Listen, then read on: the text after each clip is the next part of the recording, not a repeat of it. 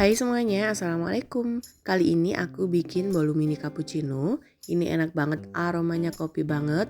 Dan yang pasti ini cocok untuk ide jualan dan selain itu juga cocok untuk ide isian snack box dan cemilan sendiri di rumah. Caranya simple, bahan-bahannya juga mudah didapat. Sebelum memulai, jangan lupa untuk klik tombol subscribe bagi kamu yang belum subscribe. Nah, jadi gimana sih cara membuatnya? Juga aku pakai bahan apa aja? Simak terus videonya sampai akhir. So, keep on watching.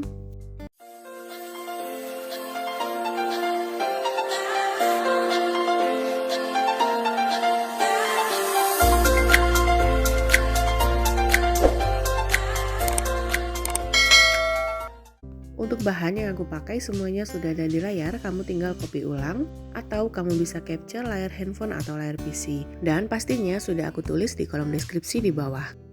Nah, jadi yang pertama aku siapkan dulu untuk bahan kering, ini tepung terigu, kemudian tambahkan dengan baking powder.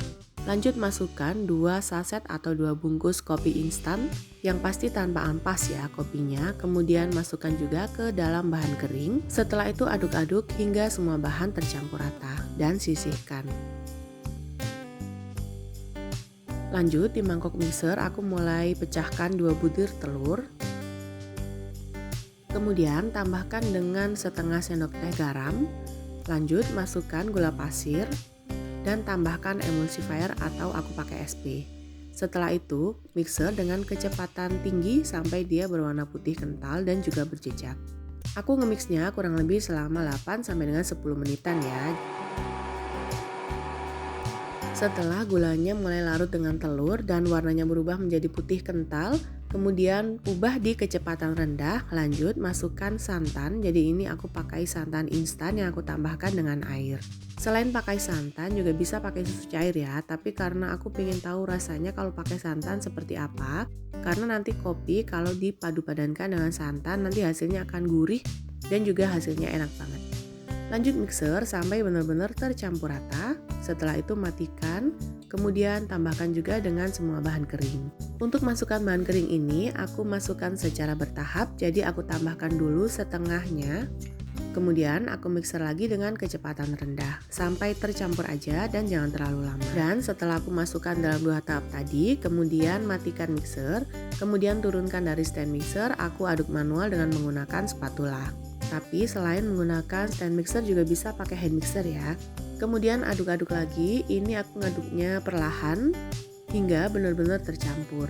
Setelah itu tambahkan dengan 2 sendok makan meses atau sesuai selera. Lanjut aduk-aduk lagi hingga tercampur dan hanya sebentar aja. Sebelumnya aku sudah siapkan cetakan, jadi ini aku pakai 2 cetakan. Yang pertama pakai cetakan putu ayu dengan diameter 5,5 cm. Kemudian untuk cetakan yang kedua aku pakai cetakan twister dengan diameter 5,5 cm.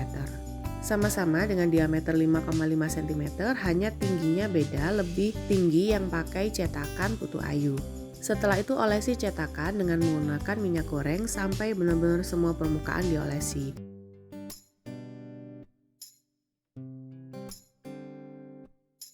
Lanjut tuang semua bahan ke dalam cetakan dan gak sampai penuh ya, sisakan ruang karena nanti pada saat dikukus dia akan mengembang hingga ke atas.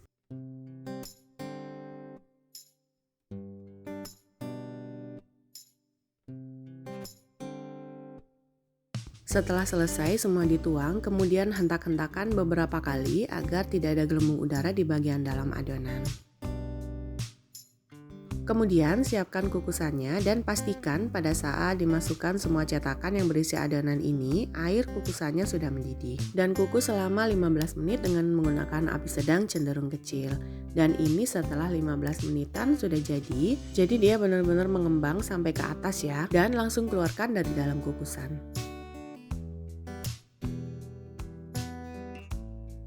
Setelah selesai, lanjut masukkan cetakan yang berisi adonan lainnya yang tadi masih mengantri. Dan begitu seterusnya hingga semuanya cetakan habis.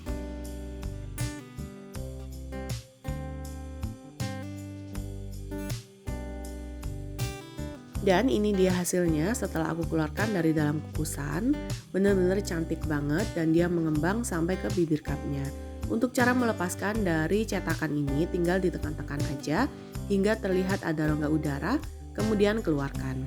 Dalam satu resep ini aku bisa hasilkan kurang lebih sebanyak 50 cetakan. Kalau pakai satu resep dengan cetakan twister yang diameter 5,5 cm atau yang bulat ini, dengan menggunakan resep ini aku bisa hasilkan kurang lebih sebanyak 65 cetakan.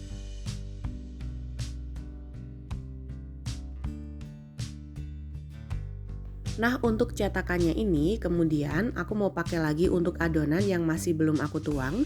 Jadi tinggal dioles lagi dengan menggunakan minyak goreng, kemudian tuang kembali sampai penuh tapi nggak sampai ke atas ya, atau nggak sampai di bibir cetakannya. Kemudian kukus lagi dan lakukan hal yang sama hingga semuanya habis. Dan ini dia untuk kukusan yang kedua juga sudah mulai matang.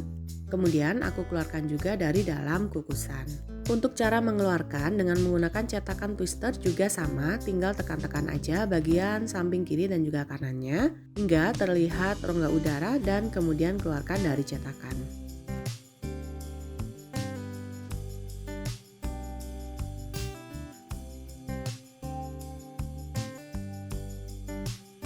Dan ini dia hasilnya. Setelah semuanya jadi, aku mulai diamkan atau dinginkan di suhu ruang. Jadi untuk rasanya ini benar-benar enak banget dan juga rekomen karena perpaduan antara santan dan juga kopi itu gurih dan manis, cocok banget untuk teman ngemil kamu.